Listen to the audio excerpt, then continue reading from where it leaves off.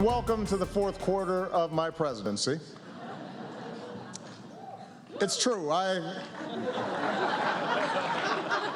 that was Michelle cheering. Fact is, I feel more loose and relaxed than ever. Those Joe Biden shoulder massages, they're like magic. Well, the fourth quarter, no laughing matter to all the Obama haters out there. Sure, he's made mistakes over the past 6+ years, but I think if you're objective, it's hard to argue he's on kind of a roll now. In just the past few months, he's opened up Cuba for the first time in 60 years, spearheaded a major nuclear deal with Iran, even taken on Bill Cosby in the last week here without parsing words. He's taken on the president in Kenya over its gay rights record and taken a big stance on race issues.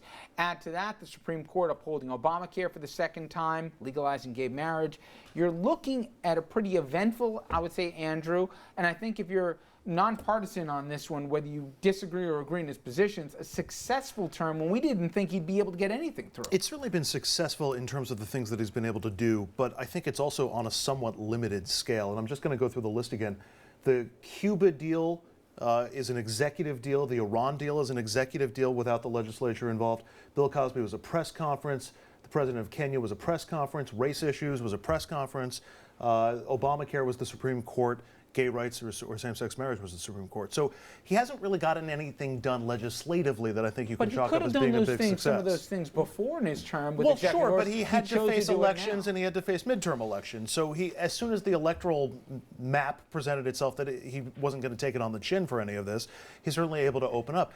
Again, successfully, yes, in terms of accomplishing the agenda, but I would temper that because it's not exactly like we're forging new laws or breaking down barriers on the Hill. Fair enough. Jeannie, David Axelrod, who obviously ran his campaign, said this is the guy that we knew when he was first running for office. He wanted to go Bulworth, if you remember that fantastic movie, Warren Beatty in it, where he would just lose his filter and just do what he wanted. You buy that? To a certain extent, I think this is going to be a really important part of his presidency because I think you have a lot of people who've wanted him to kind of act this way the whole time and feel like because of electoral concerns and other political reasons he wasn't. But I do think, you know, if you look back at postmodern presidents, the problems they have been, you know, Iran-Contra, they have been huge, huge problems. Monica Lewinsky, they've all left office in this horrible position or having, you know, done less than people thought they would.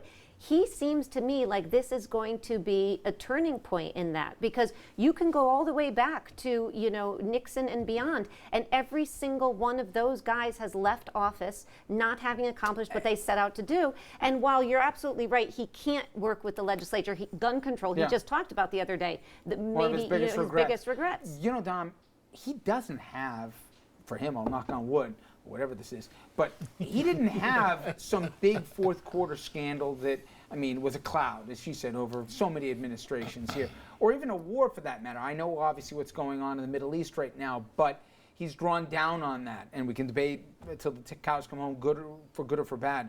However, he does seem to be, you know, letting it go more, and it does seem to be more, at least naturally, who he is politically.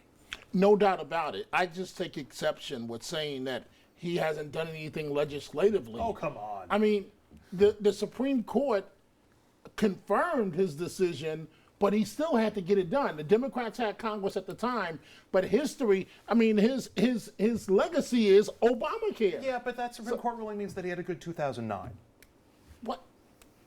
But he got health care for millions of Americans that didn't have. No other president was able to do it. I think you're right. I think I was talking about in his second term. He's been unable to. No. Andrew referred to. He said he wasn't able to get anything done legislatively. I thought you were talking about the second term. I am. Okay, I'm talking about. I'm looking at